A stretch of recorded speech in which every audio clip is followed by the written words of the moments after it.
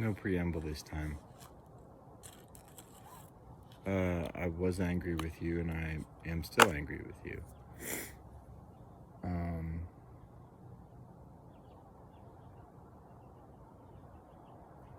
I feel exploited within the nature of our friendship and our relationship, our more long-standing, complicated, also romantic relationship.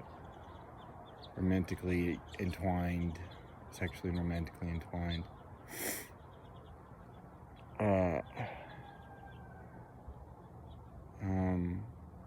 That I in some way practice this strange kind of subservience to you, and that you, consciously or not, I would say not, take advantage of it.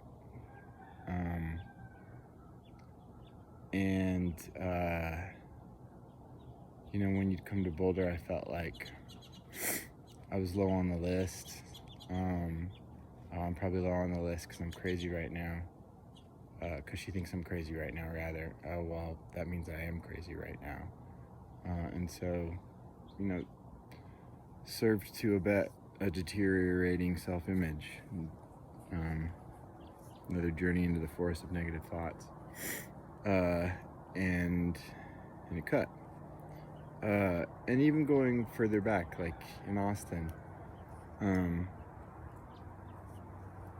we hung out this night, and you made a big deal out of it being a date. You used that phrase, that word, that idea multiple times, like, we're going on a date. And I think I even picked you up, drove you in my Mazda, I don't remember, like it was a date. And I didn't have any imaginations in my head about anything. It's just Jeremy and Sheri at that point. Yeah, that was not a thing for me anymore. And then you abandoned the date at the White Horse for that dude that you then dated for 2 years. What the fuck his name was, I don't even know. I don't care, frankly. Fuck that guy. And I let you. We got a date tonight, and you broke it in the middle. Bye, Jeremy. And things were intense, and the night was starting to seethe. And I took acid. It was not really a good night. It was a crazy night. I did that because I was fucking upset with you. Because you upset me. Or you hurt me.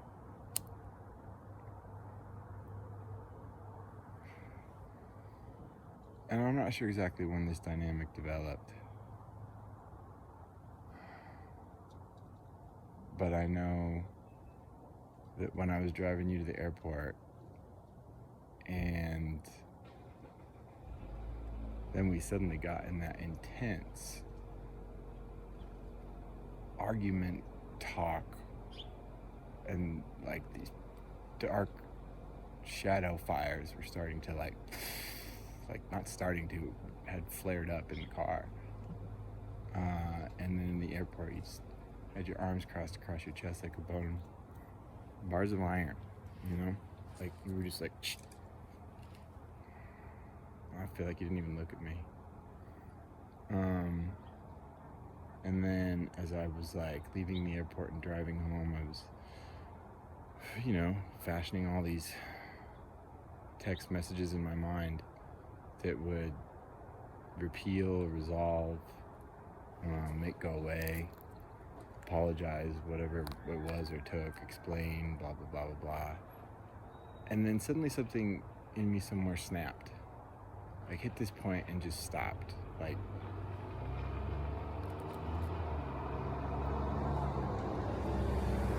my mind kind of went blank, and then I was real angry real fast.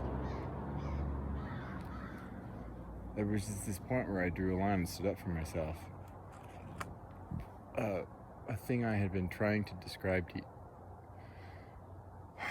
about the progress and process of my very difficult experience.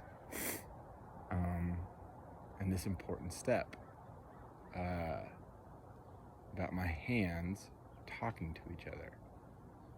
And you just dropped on it like a crow on carry on. It's a stupid metaphor because of crow cod. But you just like, we're like, ugh, that's just so exactly what the sort of thing that people on drugs say.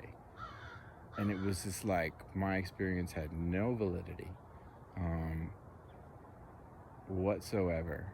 No measure of authenticity, power, positivity, growth. Like the work that I am trying to do, the struggle, just dismissed out of hand. And that really pissed me the fuck off, especially coming from you,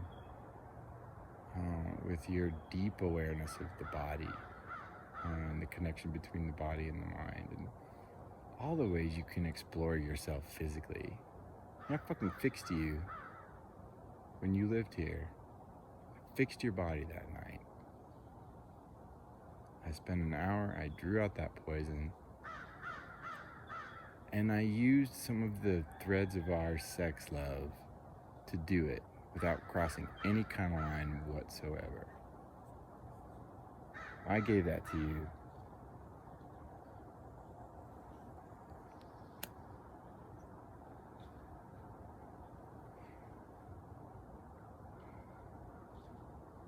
It's obviously not like that's the full story and nature of our relationship. We had a great time when you lived here. I loved that. It was a great month.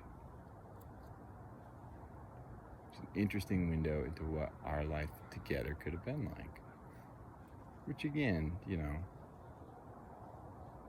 that was never a proximity. But it was there. You know it was there.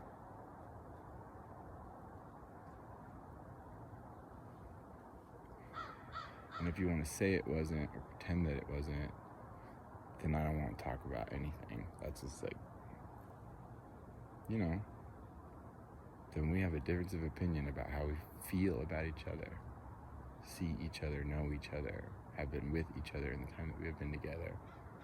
So until we can find some kind of common ground about that, about this, about who we are, then no, I don't have anything more to say. And I don't have anything more that I want to hear. I love you.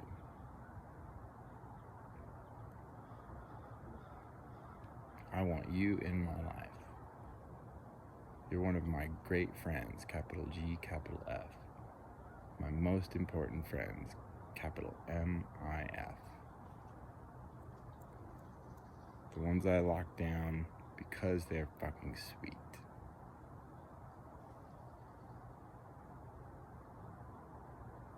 But I can give no more space to any kind of belittling talk that comes from you. I can have no more truck with any kind of dismissal from you of my experience. That's just, boom, we're done. From now on.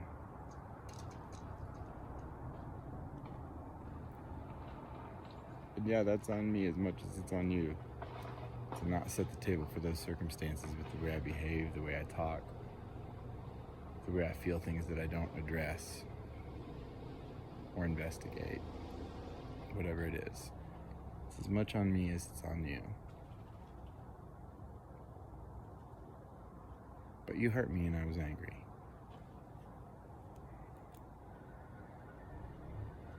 And that's sort of the main thing that needed to be said here.